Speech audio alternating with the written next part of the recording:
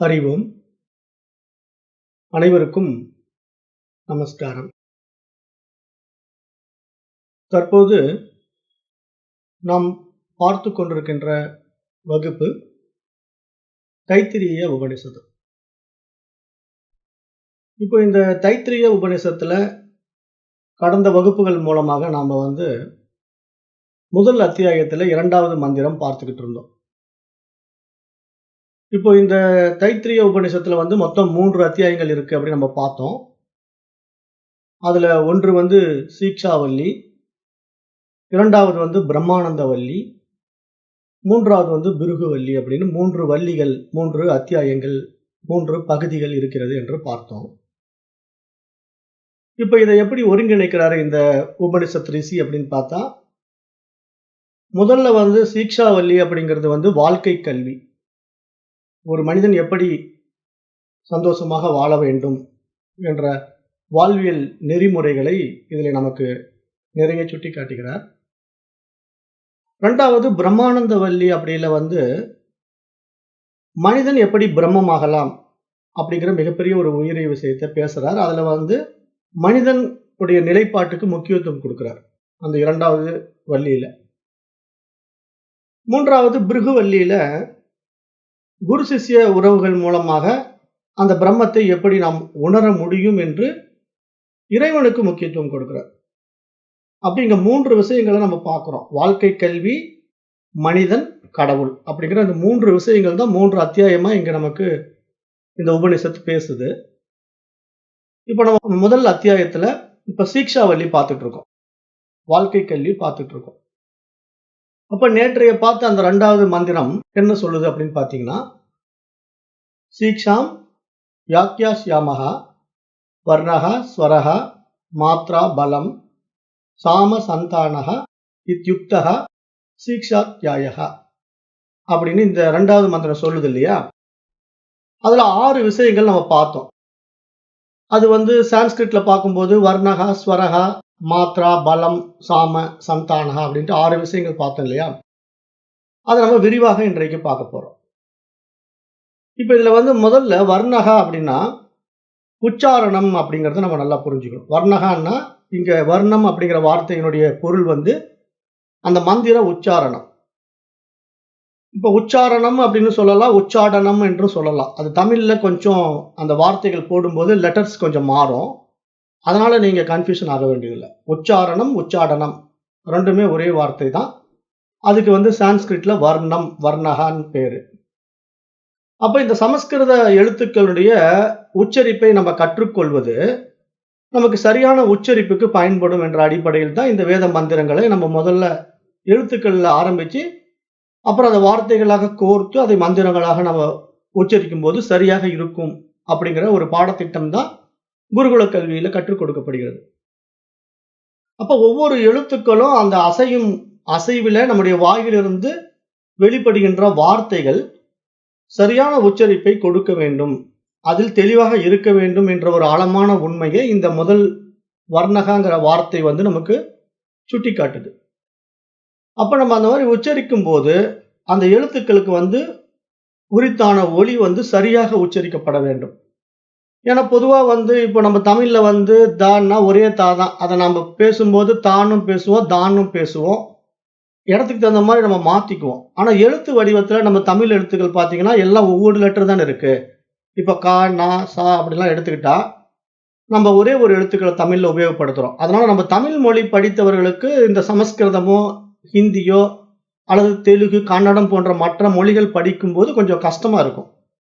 என்ன காரணம்னா அதுல 4 லெட்டர்ஸ் வரும். க, க, க, க 4 எழுத்துக்கள் வரும். ந, ந, ந, நான்னு அந்த லெட்டர்ஸ் ஒரே நாவை 4 தடவை உச்சரிக்கிற மாதிரி அந்த நீட்டல் குறுக்கல் அப்படிங்கிற அடிப்படையில ஒரு எழுத்தை நானாக வச்சிருப்பாங்க. நம்முடைய தென்னகத்துல நம்முடைய தமிழ் மொழி தவிர மற்ற தெலுங்கு, கன்னடம், மலையாளம் எல்லாவற்றிலுமே பாத்தீங்கன்னா 4 எழுத்துக்கள் வந்துடும். அப்ப ஒரு கா அப்படிங்கிற எழுத்து நம்ம தமிழ் மொழியில 1 தான் இருக்கு. நாம் அதை கான்னு சொல்லலாம், கான்னு சொல்லலாம். நம்முடைய உச்சரிப்பு நம்முடைய புரிதலினுடைய அடிப்படையில நாம் அதை படிக்கிறோம். அப்படி படிக்கும்போது நமக்கு அந்த எந்த இடத்துல கா சொல்லணும், எந்த இடத்துல கா சொல்லணும் அப்படிங்கிறத நம்ம அந்த வேர்ட அனுபவத்துல பயன்படுத்தி பழகிட்டதுனால, நமக்கு கன்ஃப்யூஷன் இருக்காது. நம்ம சரியா அந்த லெட்டர்ஸ பயன்படுத்துவோம். ஆனா, இப்ப அதுவே வந்து ஹிந்தி படிச்சவங்க வந்து நம்ம தமிழ் படிக்கிறாங்கன்னா கன்ஃப்யூஷன் ஆயிடுவாங்க. ஹிந்தி படிச்சவங்க வந்து தமிழ் படிக்கும்போது, எந்த இடத்துல கா போடணும், எந்த இடத்துல கா போடணும் அப்படிங்கிறத அவங்க எழுதும்போது கண்டிப்பா கன்ஃப்யூஷன் ஆவாங்க. காரணம் என்னன்னா, அந்த புரொனன்சியேஷன் தான் இங்க வந்து டிஃபரன்ஸ். உச்சரிப்பு தான் வித்தியாசம். அப்ப அந்த உச்சரிப்பு வந்து நம்ம தமிழ் மொழி மற்றவர்களுக்கு கொஞ்சம் டஃப்பா இருக்கும். நமக்கு தமிழ் மொழி ரொம்ப சாதாரணமா நம்ம கத்துக்கிட்டோம். ஆனா, நம்ம உண்மையிலேயே மற்ற மொழிகள நம்ம இன்னும் லகுவா கத்துக்க முடியும். அந்த அளவுக்கு தான் மற்ற மொழிகள் வந்து சுலபமா இருக்கு. தமிழ் மொழி தான் கொஞ்சம் கடினமா இருக்கும். ஏன்னா, ஒரே எழுத்துக்களை வைத்து எல்லா வார்த்தைகளையும் கையாளணும். அப்ப எங்க கா போடணும், எங்க கா போடணும், எங்க கா போடணும் அப்படிங்கிறதெல்லாம் நம்ம தமிழ் மொழியில எழுதும்போது, அத புரிதலோட நம்ம எழுதணும், புரிதலோட படிக்கணும் அப்படிங்கிறது தான் இங்க பார்க்க வேண்டியதா இருக்கு. அப்ப இங்க ஒலிங்கிறது ஒரு உச்சரிப்பு விஷயத்துல சரியா வரணும் அப்படின்னு லெட்டர்ஸ் மூலமா எதிர்பார்க்குது இந்த உபநிஷத்து. அப்ப அது ஏற்ற இறக்கம்ங்கிற விஷயம் பார்த்தீங்கன்னா, இந்த ரிக்கு, யஜுரு, அதர்வணம்ங்கிற 3 வேதங்கள் இருக்கு இல்லையா? மொத்தம் 4 வேதங்கள்ல சாம வேதம் மட்டும் என்ன பண்ணுதுன்னா, 7 ஸ்வரங்களையும் பயன்படுத்தும். ஏன்னா சாம வேதம் வந்து முழுக்க முழுக்க பாடல்கள். வேத மந்திரங்களையே வந்து பாடல்களாக பாடுறதுனால, அதனுடைய தொனியே வேற. இப்ப சாம வேதம் ஓதுகின்ற அந்த பிரீஸ்ட் இருக்காரு இல்லையா? அந்த வாத்தியார் இருக்காரு இல்லையா? அவரு என்ன பண்ணுவாருன்னா, 7 ஸ்வரங்களையும் கொண்டு சாம வேதங்கள ஓதுவாரு. அது நம்மோட ரிக்வேதம் மாரி இருக்காது. இங்க 2 விதமான முறை இருக்கு. இப்ப ரிக்கு, யஜுரு, அதர்வணம்ங்கிற வேதங்கள்ல எடுத்துக்கிட்டீங்கன்னா, 3 ஸ்வரங்கள் தான் போதும். 3 ஸ்வரங்கள்லயே இந்த மந்திரங்கள உச்சாரணம் பண்ணலாம். அந்த ஏற்ற இறக்கம், நெடில், குறில்ங்கிற அடிப்படையில நம்ம வந்து இங்க அந்த 3 ஸ்வரங்களுக்குள்ள அடக்கி இந்த மந்திரங்களை நம்ம வந்து படிக்க முடியும், ஓத முடியும். வேத மந்திரங்களை ஓத முடியும். ஆனா சாம வேதம் அப்படி இல்ல. அது 7 ஸ்வரங்களையும் பயன்படுத்தி ஓதுவதனால, அது ஒரு தனிவிதமான ஏற்ற இறக்கங்களுடன் கூடியதாக இருக்கிறது என்பதையும் நம்ம இங்க புரிந்து கொள்ள வேண்டும் என்பதற்காக இங்க சொல்றேன். அப்ப இந்த வேதம் படித்த வேதிகள் இருக்காங்க இல்லையா? அவங்க வந்து எந்தெந்த ரிஷி பரம்பரையில வராங்களோ, அந்த அடிப்படையில அவங்க அந்த வேதங்களை அடிப்படையாக வைத்துக்கொண்டு வேத மந்திரங்களை படிப்பார்கள், கற்றுக்கொள்வார்கள். அப்ப ரிக்கு வேதம், யஜுர்வேதம், அதர்வண வேதம் எல்லாம் நடைமுறையில காமனா இருந்தாலும், சாம வேதத்தில் அடிப்படையில் வருகின்ற அந்த பரம்பரையில வருகின்ற வாத்தியார்கள் எல்லாம் 7 ஸ்வரங்களையும் பயன்படுத்தி தான் அந்த வித்தைகளை, அந்த மந்திரத்தை கத்துக்க முடியும் என்பதையும் நம்ம பார்க்கிறோம். அப்ப இங்க நீட்டல், குறுக்கல் அப்படிங்கிற வார்த்தை என்னன்னா, நம்ம தமிழ்ல எப்படி நெடில், குறில்னு சொல்றோம். அந்த நெடிலும், குறிலும் நமக்கு வந்து எந்த இடத்துல எந்த இடத்துல கீ அப்படின்னு இழுக்கணும் அப்படிங்கிறத எப்படி நம்ம புரிஞ்சிருக்கிறோமோ, அது மாரி தான் இங்க ஸ்வரமும். இங்க ஸ்வரமும் நம்ம வந்து எந்த இடத்துல எப்படி பயன்படுத்தி அந்த மந்திரத்தை உச்சாடனம் பண்ணணும். அது எந்த இடத்துல மந்திரத்தினுடைய வார்த்தைகள நம்ம கொஞ்சம் தூக்கி உச்சரிக்கணும், எந்த இடத்துல இறக்கி உச்சரிக்கணும் அப்படிங்கிறதெல்லாம் நம்ம வந்து முறையா வேத மந்திரங்கள் படிக்கும்போது கற்றுக்கொள்ளணும். அப்புறம் நிறுத்த வேண்டிய இடத்துல அந்த சரியான இடத்த நிறுத்தணும். அதெல்லாம் இங்க கொடுக்கப்பட்டிருக்கு. அப்ப இங்க முதல்ல வர்ணம் அப்படின்னு நம்ம பார்க்கும்போது, ஒரு தெளிவான உச்சரிப்பு ஏன் இங்க சொல்லுது அப்படின்னா, ஒவ்வொரு எழுத்தும் தெளிவாக உச்சரிக்கப்பட வேண்டும். இல்லன்னா என்ன ஆகும் அப்படின்னா, இப்போ கும்பகர்ணன் வந்து பார்த்தீங்கன்னா, வரம் வாங்கும்போது, அவன் நித்தியத்துவம் அப்படிங்கிற வரத்த தான் கேட்க விரும்புனான். நித்தியத்துவம் அப்படிங்கிற வார்த்தை. அந்த நித்தியத்துவம்ங்கிற வார்த்தைய கேட்கும்போது வாய் தவறி நித்திரத்துவம்ங்கிற மாரி உச்சரிச்சுட்டான். நித்திரத்துவம் அப்படின்னு உச்சரிச்சதுனால என்ன நடந்ததுன்னா, அவன் எப்பொழுதுமே தூங்கிக் கொண்டிருந்தான். அப்படி ஒரு வரம் அவனுக்கு கிடைச்சிடுச்சு. அப்ப எதுக்கு இத சொல்ல வர்றோம்னா, இப்ப உச்சரிப்புல ஒரு வார்த்தை மாறிட்டாலும் தேவதைகள் அதை தவறாக புரிந்து கொண்டு அதற்கான வரத்தை அளித்து விடுவார்கள். ஏன்னா, இப்ப நம்ம நித்தியத்துவம் கேட்டு தேவதை கிட்ட ஒரு உபாசனை பண்றோம்.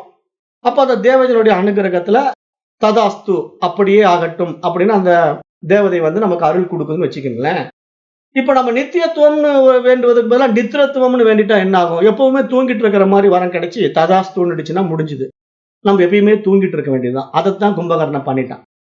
கும்பகர்ணன் வந்து நித்தியத்துவம்னு கேட்கறதுக்கு பதிலா நித்திரத்துவம்னு கேட்டு அந்த தவறான வார்த்தை உச்சரிப்பினால அவனுடைய வாழ்க்கை என்ன ஆயிடுச்சு? தூக்கத்திலேயே முடிஞ்சுது. இதுக்கு இன்னொரு கதையும் உண்டு. தத்புருஷர் அப்படிங்கிற ஒரு தேவ புரோகிதர் இருந்தார். அவரு வந்து இந்திரன் கிட்ட ஒரு பகை உணர்வு கொண்டு இந்திரனை வந்து கொல்வதற்காக ஒரு தவம் இருந்து அந்த தேவதையிடம் ஒரு வரம் வாங்கினாரு. அப்படி வரம் வாங்கும்போது இந்திரன் கொலைக்கு எனக்கு ஒரு மகன் வேண்டும் அப்படின்னு கேட்கிறாரு. இந்திரன் கொலைக்கு எனக்கு ஒரு மகன் வேண்டும் அப்படின்னு ஒரு வார்த்தை அவர் உச்சரிக்கிறாரு. அவர் என்ன முடிவுன்னா, இந்திரனை கொல்வதற்கு எனக்கு ஒரு மகன் வேண்டும் என்று கேட்பதற்கு பதிலாக, இந்திரன் கொலைக்கு எனக்கு ஒரு மகன் வேண்டும்னு தப்பா கேட்டதுனால, அந்த ப்ரொனன்சியேஷன் மாறிட்டதுனால, ஏன்னா அதெல்லாம் ரொம்ப சரியானபடி வார்த்தை உச்சரிக்க தவறிட்டோம்னா, அதனுடைய மீனிங் மாறி போயிடும். அதனுடைய பொருள் மாறுறதுனால, அதனுடைய பலனும் மாறி போயிடும் இல்லையா? அதுதானே வேத மந்திரத்தினுடைய ப்ராப்ளம். சரியா சொல்லலைன்னா பலன் மாறிடும். அதனால தான் சரியான புரோகிதர்களை வச்சு நம்ம யாக யக்ஞங்கள்லாம் நடத்தணும். இந்த அரகுர புரோகிதர்கள், இந்த கத்துக்குட்டி வாத்தியாருங்கெல்லாம் வச்சுக்கிட்டு நீங்க இந்த மாரி யோகா யக்ஞங்கள்லாம் பண்ணீங்கன்னா, அது நல்லதுக்கு பதிலா கெட்டது வந்துரும்.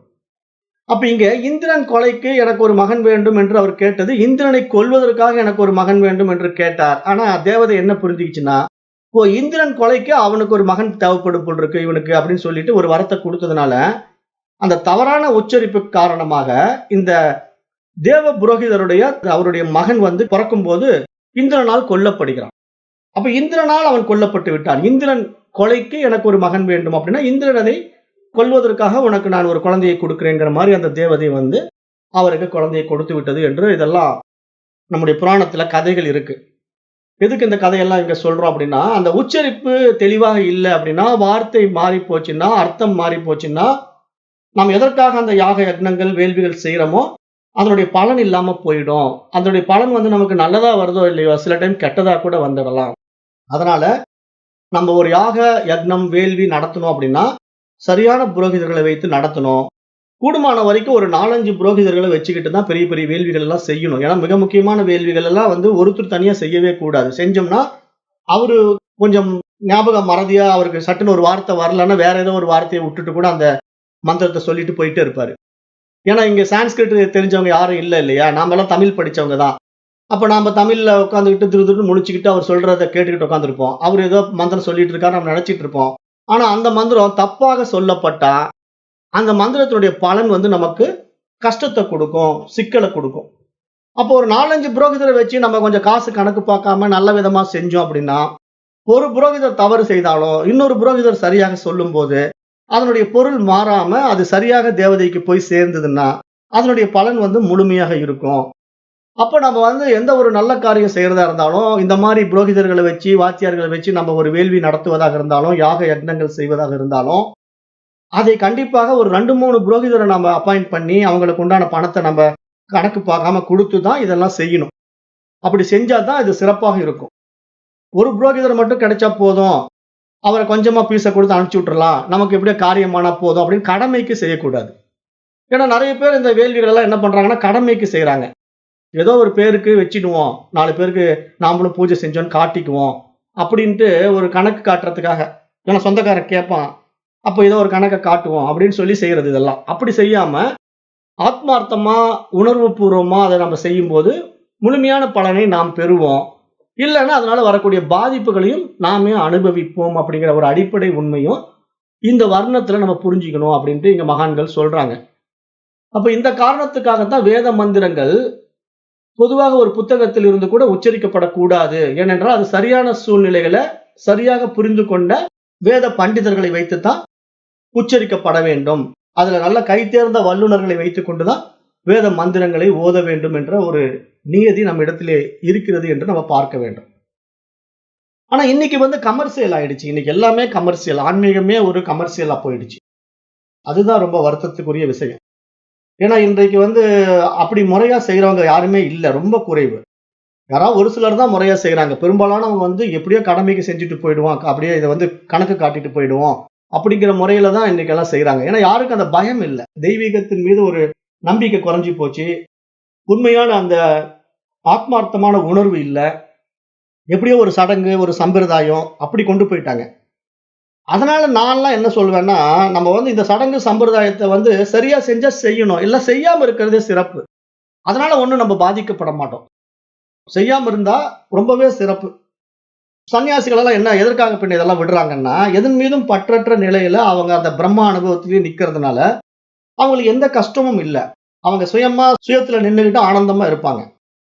அந்த நிலையில நாம இருந்துட்டு போலாம். அத இத செய்றேன்னு சொல்லிட்டு மந்திரங்கள உபாசனை பண்றேன், பூஜை பண்றேன், அத செய்றேன், இத செய்றேன்ட்டு தப்பு தப்பா செஞ்சு, அதனுடைய விளைவுகள நம்ம தவறாக அனுபவிப்பதை விட, சரியாக தெரிந்தால் செய்யணும், இல்லைன்னா செய்யாமல் இருப்பது மிக மிக சிறப்பு என்றுதான் எங்க மகான்கள் சொல்றாங்க.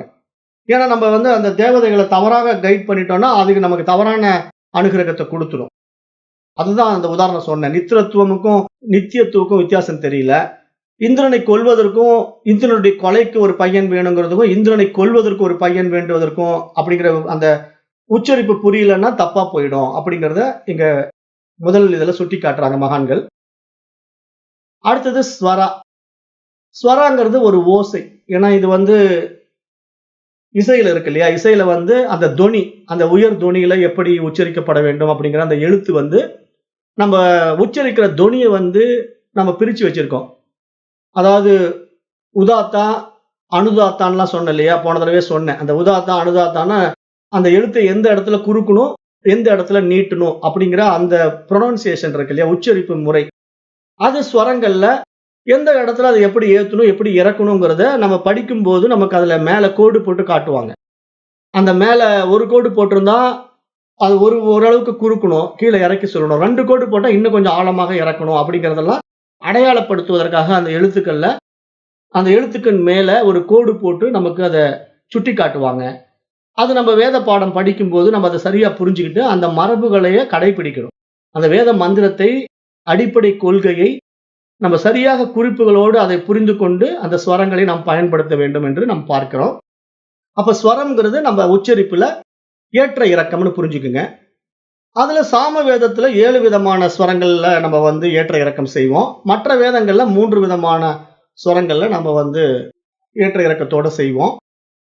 பொதுவா வேத மந்திரங்கள் வந்து ரிக்கு, யஜுர், அதர்வணத்துல பாடுவது கிடையாது. ஆனா சாம வேதத்துல பாடுவது உண்டு. சாம வேதங்களை வந்து ஒரு பாடல் மாதிரி தான். சாம கானம்னாலே அது வந்து ஒரு பாடல் மாதிரி கொண்டு போயிடுவாங்க. அதனாலதான் அது சாம கானம், சாம வேதம் அப்படின்ட்டு அது இசையை அடிப்படையாக கொண்டு 7 ஸ்வரங்களிலேயே இந்த வேத மந்திரங்கள் வடிவமைக்கப்பட்டு பாடல்களாக பாடக்கூடிய நிலையில இருக்கிறது என்று நம்ம பார்க்கிறோம். ஆனா மற்ற வேதங்கள் இருக்கு இல்லையா? ரிக்கு, யஜுர், அதர்வண வழியில வர்றவங்க பாட மாட்டாங்க. உச்சரிப்பிலேயே ஏற்ற இறக்கத்தை கையாண்டு வேதத்தை ஓதுவார்கள் என்று நாம புரிந்து கொள்ளணும். அடுத்தது மாத்ரா அப்படிங்கிறதும் அதுதான். மாத்ரானா அந்த குறுகிய, நெடிய, நீண்ட எழுத்துக்களை வந்து எந்த அளவுக்கு இறக்கணும், 1 மாத்திரை இறக்கணுமா, 2 மாத்திரை இறக்கணுமா அப்படிங்கறத நாம மாத்ரான்னு சொல்றோம். மாத்திரை அளவு. அது வந்து 1 மாத்திரை இறக்கணும்னா 1 கோடு போட்டிருக்கோம், 2 மாத்திரை இறக்கணும்னா 2 கோடு போட்டிருக்கோம். அந்த அடிப்படையில அந்த மந்திரங்களை ஏற்றி இறக்கி நம்ம படிக்க வேண்டும் என்று பார்க்கிறோம். அப்புறம் பலம். பலம்னா என்னன்னா அந்த பிரயத்தன விசேஷம்னு சொல்லலாம். பிரயத்தனம் பண்றோம் இல்லையா? நம்ம அந்த வார்த்தையை உச்சரிப்பதற்கான, உச்சாரணம் செய்வதற்காக ஒரு முயற்சியை மேற்கொள்கிறோம். அந்த முயற்சிங்கிற வார்த்தைக்கு வந்து நம்ம பிரயத்தனம்னு சொல்றோம். சான்ஸ்கிரிட் வேர்டு தான் அது. தமிழ்லயும் இருக்கு. பிரயத்தனம்னு புரிஞ்சுக்கிறவங்க பிரயத்தனம்னு புரிஞ்சுக்கலாம். அந்த முயற்சி எடுக்கிறோம். அந்த முயற்சியை மேற்கொண்டு அவற்றை உச்சரிக்க நம்ம அதிக உயிர் சக்தியை செயல்படுத்துறோம், பயன்படுத்துறோம். ஏன்னா ஒரு வார்த்தையை நம்ம உச்சரிச்சு மந்திரங்களை மேலும் கீழும் இறக்கி ஏத்தி அதை உச்சாரணம் செய்யும்போது அது சும்மா வாய் வார்த்தையா வராது இல்லையா? நம்ம வந்து உள்ள இருந்து அந்த காற்று வெளியே வந்து போகணும். அப்போ அது உயிர் காற்றை நம்ம பிடிச்சி அந்த மந்திரங்களை உச்சரிக்கும் போது அந்த உயிர் சக்தியை நம்ம அதிகமாக செயல்படுத்துகின்றோம். அதை வந்து பலம் என்று இங்க பாக்குது இந்த உபனிஷத்து. அப்ப இந்த மாதிரி ஒரு சக்தி வாய்ந்த ஒழுங்கில் அமைக்கப்பட்ட இந்த உச்சாரண முறையை வந்து ஒரு உயரிய பிராணாயாமம் என்பதாகவே இங்க பாக்குது இந்த உபனிஷத்து. அப்போ இந்த மாதிரி நம்ம இந்த வேத மந்திரங்களை வந்து நம்ம வாய்ஸை வந்து வெளியே ஏற்றி இறக்கி உச்சாரணம் பண்ணும்போது நம்முடைய மூச்சு காற்றானது, உயிர் காற்றானது நமக்கு தகுந்த மாதிரி ஏறி இறங்கி அது அந்த வார்த்தைக்கு தகுந்த மாதிரி செயல்படும் போது அது தானாகவே ஒரு பிராணாயாமமாக மாறிவிடுகிறது. அந்த பிராணாயாமம் மிக உயரிய ஒரு பிராணாயாமம் என்பதாகவே இந்த பலம்ங்கிற ஒரு விஷயத்துல சொல்லுது. அப்புறம் சாமா அப்படிங்கிறது இருக்கு. சாமான்னா அந்த மந்திரத்தினுடைய சமநிலை பராமரிக்கப்படுவதை குறிப்பிடுகிறது. சமம்னு சொல்றையா அதான் இங்க சாமா அப்படிங்கிற வார்த்தையில சொல்லுது. அப்போ இங்க எப்படி அதை உச்சரிப்பு நிலையில வந்து 1 மாத்திரை அளவு நம்ம இறக்குறோம் அல்லது ஏத்துறோம் அப்படிங்கிற போது அந்த ஏற்ற இறக்கத்துக்கு இடையில வரக்கூடிய சில வார்த்தைகள் இருக்கு இல்லையா? அதை சமமாக எப்படி நம்ம கையாளணும், அங்க வந்து ஏற்ற இறக்கம் வந்து விடக்கூடாது. அப்ப எந்த இடத்துல சமமாக அந்த வார்த்தையை கையாளணும், எந்த இடத்துல அந்த வார்த்தையை ஏத்தணும், எந்த இடத்துல வார்த்தையை இறக்கணும் அப்படிங்கிற இத்தனை விஷயங்களையும் நம்ம கற்றுக்கொள்வதற்கு தான் இங்க சாமாங்கிற வார்த்தையை அந்த உச்சரிப்பை சமநிலையில் நிறுத்துவதற்கான ஒரு விஷயத்தை சொல்லுது. அதாவது மிக மெதுவாகவும், சமமாகவும் அந்த வார்த்தையை பராமரிக்க தேவையான ஒரு சக்தியை நமக்கு கொடுக்கிறது என்று இங்க சாமாங்கிற முறையில பார்க்கிறோம். அந்த மாரி ஒரு சமநிலையில நாம கையாள்றதும், ஏற்றி இறக்குறதும் எல்லாமே நம்ம உண்மையிலேயே வார்த்தைகள கற்பனை செய்து பார்க்க முடியாது. அதை நடைமுறையில பிரயோகிக்கும்போது தான் புரியும். அத பிராக்டிகலா நம்ம அப்ளை பண்ணி அந்த உபநிஷத்து மந்திரங்கள அல்லது அந்த வேத மந்திரங்கள நம்ம உச்சாரணம் பண்ணும்போது தான், அது எந்த அளவுக்கு நமக்கு அனுபவத்துல சாத்தியமாகுது அப்படிங்கிறத நம்ம அனுபவத்துல உணர முடியும். அப்படித்தான் இதெல்லாம் நம்ம கத்துக்க முடியும். அதே மாரி சந்தானம் இருக்கு. சந்தானம்னா இணைதல்னு பேரு. 2 வார்த்தைகள் ஒன்று சேரும்போது, சில சூழ்நிலைகள் அவைகள் கலந்து ஒரு இதமான ஒரு உச்சரிப்பாக மாறும். அதை குறிப்பிட அதுக்கான ஒரு சில கால இடைவெளியில அதை எடுத்துக்கொள்ளும் என்ற ஒரு நிலையில இங்க சந்தானம்ங்கிற வார்த்தை கையாளப்படுகிறது. இந்த வேத மந்திரங்களை கற்றுக்கொள்ள வருகின்ற தொடக்க நிலை பயிற்சியாளர்களுக்கு இது கொஞ்சம் பயமுறுத்துவதாக தோன்றினாலும், வேத பாராயணத்திலே மீண்டும் மீண்டும் அதே விதிகளை நம்ம பயன்படுத்துவதினால, நாளடைவில் அது அவர்களுக்கு சரியாகவே உச்சரிக்கப்படும், உச்சரிக்க முடியும் என்ற ஒரு உண்மையையும் நாம் இங்கு புரிந்து கொள்ள வேண்டும். ஏன்னா இங்க நம்ம ஃபர்ஸ்ட் இதெல்லாம் கேட்கும்போது ஒரு பிரமிப்பா இருக்கும். இதெல்லாம் நம்மளால செய்ய முடியுமா? சொல்ல முடியுமா? சாத்தியமாகுமா? அப்படிங்கிற ஒரு பிரமிப்பு தன்மை நமக்கு தோன்றும். ஆனா எதுவுமே சித்திரமும் கைப்பழக்கம் அப்படிங்கிற மாதிரி நீங்க ஒரு ஆர்ட் வரையணும்னா, எடுத்த உடனே ஒரு நல்ல ஆர்டிஸ்ட்டா ஆயிட முடியாது. ஃபர்ஸ்ட் கொஞ்சம் அப்படி இப்படி கிறுக்கி கிறுக்கி கண்டபடி தான் நம்ம ஆர்ட் பண்ணுவோம். ஆனா நாளடைவுல நாம தொடர்ந்து அந்த உருவத்த வரைஞ்சு வரைஞ்சு பழகும்போது, நம்முடைய ஆர்ட் இம்ப்ரூவ் ஆகி என்ன ஆகும்? நல்ல ஒரு ஆர்டிஸ்ட்டா நம்ம மாறுவோம் இல்லையா? அது மாரி ஓவியக் கலையில எப்படி நம்ம தேர்ச்சி பெறுறோமோ, அது மாரி இந்த வேத மந்திரத்தை உச்சரிக்கக்கூடிய கலையிலும் நம்ம நல்ல ஒரு தேர்ச்சி பெற முடியும். ஆனா அதுக்கு நம்ம முறையாக வேத மந்திரங்களை படிக்கின்ற குருகுலத்துல சென்று கற்றுக்கொண்டு, அதை நம்ம முறையாக படிக்க வேண்டும் என்று நம்ம புரிந்து கொள்ள வேண்டும். இங்க உண்மையிலேயே ஒரு பியூட்டி என்ன அப்படின்னா, நானே என்னுடைய 40வது வயசுல தான் இத கத்துக்கிட்டேன். நான் பிறப்பு நாள்லாம் ஒண்ணும் கத்துக்கவே கிடையாது. உலக விவகாரங்களுக்குள்ள, உலக சம்பந்தப்பட்ட விஷயங்கள்ல தான் ஓடிக்கிட்டு இருந்தேன் நானும் ஒரு காலத்துல. அப்புறம் கடவுளை தேடி அப்படிங்கிற ஒரு ஆழமான புரிதல் நமக்குள்ள வரும்போது, அந்த தேடுதல் ஆழமாகும்போது தான், உண்மையான விஷயம் எங்க இருக்கு? அப்படின்னு நம்ம ரொம்ப தேடினா, அது வேதத்துல தான் இருக்குங்கிறது நமக்கு புரியும்போது தான், அத நம்ம படிக்கணுங்கிற ஒரு ஆர்வம் என்னுடைய 40வது வயதுல நான் இத கத்துக்கிட்டேன். வேத மந்திரங்கள்லாம் எப்படி படிக்கணும்? எழுத்துக்கள்ல கூட அப்பதான் படிச்சேன். உண்மையிலேயே நீங்க நம்ப மாட்டீங்க. என்னுடைய 40வது வயசுல தான் சமஸ்கிருத பாரதியில சேர்ந்து சமஸ்கிருதம் படிச்சேன். சான்ஸ்கிரிட். அதுக்கு முன்னாடி எனக்கு சான்ஸ்கிரிட்லாம் தெரியாது. அப்ப சமஸ்கிருத பாரதியில சேர்ந்து சமஸ்கிருதம் படிச்சு இப்படி வரோம் அப்படின்னா, நான் எதுக்காக இத சொல்றேன்னா, எந்த வயதிலயும் நமக்கு ஆர்வம் இருந்தா செய்ய முடியுங்கிறதுக்காக சொல்றேன். இப்ப நெறைய பேர் நெனைக்கலாம், இதெல்லாம் நம்ம இனிமேல் கத்துக்க முடியுமா? இதெல்லாம் தெரிஞ்சுக்க முடியுமான்னா, நமக்கு ஆர்வம் இருந்தா எந்த வயசுலயும் தெரிஞ்சுக்கலாம். இதுக்கெல்லாம் ஒரு வயது, இந்த வயது தான் அப்படின்னுலாம் ஒண்ணும் கிடையாது. நமக்கு உண்மையான தேடுதலும், உண்மையான ஆழமும் இருந்தா, அந்த விஷயத்த நமக்கு சீக்கிரம் வந்துடும் உள்ள. அப்படிதான் இதெல்லாம் பண்ணணும். அப்ப இந்த 6 விஷயங்கள இப்ப நம்ம இங்க பார்த்துட்டோம். அப்ப இந்த விதிகளுக்கு மேல இன்னும் சில நுணுக்கமான உயிர் ஒலிகளை கையாள்வதற்கான சில விஷயங்களும் இந்த வேத மந்திரங்களிலே கொடுக்கப்பட்டிருக்கின்றன. அந்த உயிர் ஒலிகளின் இடத்தை பொறுத்து ஒலியில் ஏற்படும் இடைவெளிகளும், அதன் இடை நிறுத்தங்களும் வேத மந்திரத்தின் ஒரு முக்கிய அம்சம் என்பதாகவும் நாம் இங்க பார்க்கிறோம். அப்ப இவைகள் அனைத்திற்கும் மேலும் பல காரணங்களுக்காகவும் இந்த நடைமுறையை நாம் நிதானமாகவோ, மகிழ்ச்சியாகவோ அல்லது எளிதாகவோ எப்படியோ வேக வேகமாவோ அப்படி செய்யக்கூடாது என்பதிலே ஒரு முக்கிய நிலைப்பாட்டை இங்கு மந்திரங்களை ஓதுபவர்கள் உண்டாக்கி வைத்திருக்கின்றார்கள் என்ற ஒரு நியதியும் நம்ம புரிந்து கொள்ளணும். ஏன்னா நம்ம வேத மந்திரத்தை கத்துக்கிட்டோம். அதனால அதனுடைய அம்சங்கள் இவ்வளவுதான். நான் எப்படி எனக்கு தெரிஞ்ச மாதிரி வேக வேகமா, நிதானமா அப்படி படிக்கிறேன், இப்படி படிக்கிறேன்ட்டு படிக்காம, அத ஒரு முறையாக அந்த ஏற்ற இறக்கம், அந்த நெடில், குறில், அந்த சமம் எல்லாமே கையாளணும். அப்ப அத முறையாக அந்த உச்சரிப்ப ஒரு குருவின் மூலமா நம்ம கற்றுக்கொண்டு, அத பாராயணம் பண்ணும்போது தான் அது எந்த இடத்திலும் தவறில்லாம நம்ம செய்ய முடியும். அப்ப நம்ம சரியாக உச்சரிக்கின்ற அந்த நிலைப்பாட்ட நம்ம தொடர் பயிற்சியினால தான் பெற முடியும் என்பதையும் நம்ம இங்க புரிந்து கொள்ளணும்ன்றதுக்காக நான் இத சொல்றேன். அப்ப இந்த மாரி இந்த வேத மந்திரங்களை பார்த்த மந்திர திருஷ்டான்னு சொன்னேன் இல்லையா நேற்று? மந்திர திருஷ்டாங்கிறவர் யாரு? ஞானிகள், ரிஷிகள். அப்ப இந்த மந்திரங்களை பார்த்தவர்கள் எப்படி நமக்கு கொடுத்தார்கள் என்றால், அவருடைய தீவிர சாதனைகள் மூலம் இந்த மந்திரங்கள் நமக்கு கொடுக்கப்பட்டன என்பதை நம்ம புரிந்து கொள்ளணும். ஏன்னா இங்க ஒரு ரிஷி வேதத்தை தன்னுடைய மனோ கண்களால் பார்த்தார் அப்படின்னு நேத்து நான் சொன்னேன். மனக்கண்ணினால் மந்திரங்களை பார்த்தார். மந்திர திருஷ்டா அவர் தான் வந்து வேத ரிஷி. அப்ப அந்த வேத ரிஷி தன்னுடைய மனதினால அதை பார்த்து, அதை உணர்ந்து, அதை உபதேசமாக வாயிலிருந்து வார்த்தைகளாக வெளியே விட்டார். அப்ப அப்படி வெளியிட்ட வார்த்தைகளை சிஷ்யர்கள் உள்வாங்கிக் கொண்டார்கள். ஸ்ரோதி, காதுகளால் கேட்டார்கள், அதை தெரிந்து கொண்டார்கள் அப்படின்னு நம்ம பார்க்கிறோம். அப்ப இந்த பக்குவம், இந்த புரிதல் எல்லாம் எந்த அடிப்படையில சாத்தியமாகும் அப்படின்னு கேட்டீங்கன்னா, அந்த மன ஒருமைப்பாட்டுல தான் இதெல்லாம் சாத்தியமாகும். நம்ம வேற ஏதோ சிந்தனை வச்சுக்கிட்டு உட்காந்துக்கிட்டு அவங்க சொல்றத கேட்டா காதுல புரியுமா? நம்ம இன்னைக்கு எப்படி இருக்கிறோம்? எந்த ஒரு நடைமுறை வாழ்க்கையும் நம்ம கவனிச்சு பார்த்தோம்னா, நம்ம உண்மையிலேயே அந்த ஒருங்கிணைந்த மனநிலையில நம்ம எதையும் செய்யறதில்ல.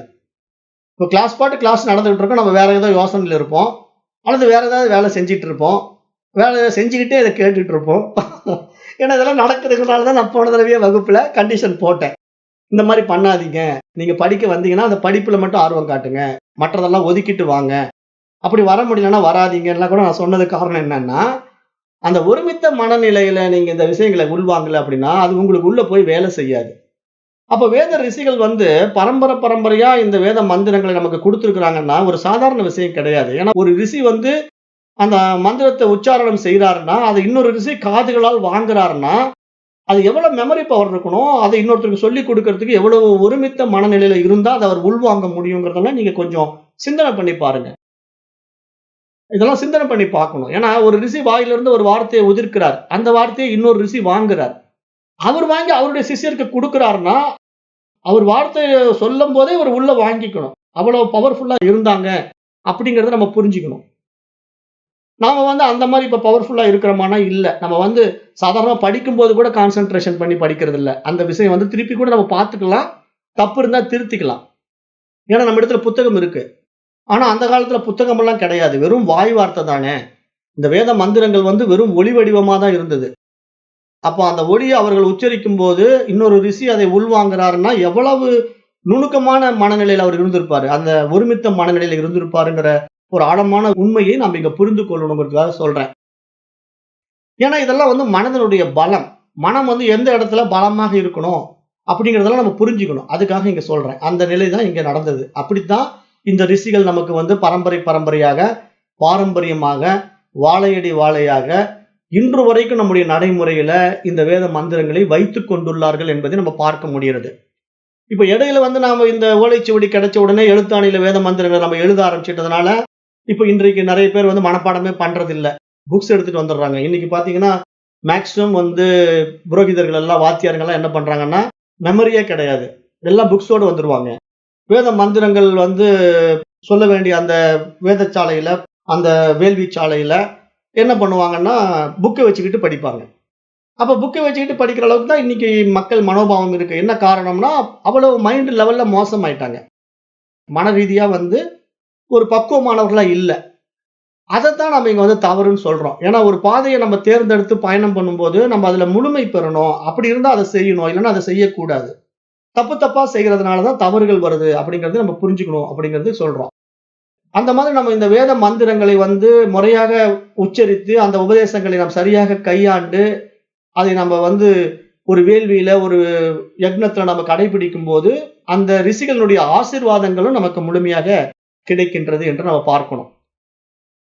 ஏன்னா, இப்ப இந்த வேத மந்திரத்தை சொன்னது ஒரு ரிஷிங்கும்போது, அவருடைய வாயிலிருந்து வெளிப்பட்ட அந்த வார்த்தையை நாம உச்சரிக்கும்போது, அந்த ரிஷியினுடைய உணர்வு நம்மள்ல பிரகாசிக்கும். அந்த உணர்வு ரீதியா நம்ம அவர தொடும்போது, அவருடைய ஆசீர்வாதம் நமக்கு முழுமையாக இருக்கும். ஏன்னா, அவர்கள் வெளிப்படுத்திய வார்த்தை அது. அந்த ரிஷியினிடமிருந்து வெளிப்பட்ட அந்த மந்திரம் இருக்கு இல்லையா? அந்த மந்திரத்த நாம சொல்லும்போது, அந்த மந்திரத்தினுடைய பவர் வந்து அவரையே நாம நினைவு கூறுவதாகவும், அவருடைய உணர்வை நாம் தொடுவதுவாகவும் அது அமைகிறது என்ற ஒரு ஆழமான உண்மையும் நாம் இங்க புரிந்து கொள்ள வேண்டும். நம்ம என்ன நினைக்கிறோம்னா, ஏதோ ஒரு சாதாரண விஷயமா இத பார்க்கிறோம் மந்திரங்கள.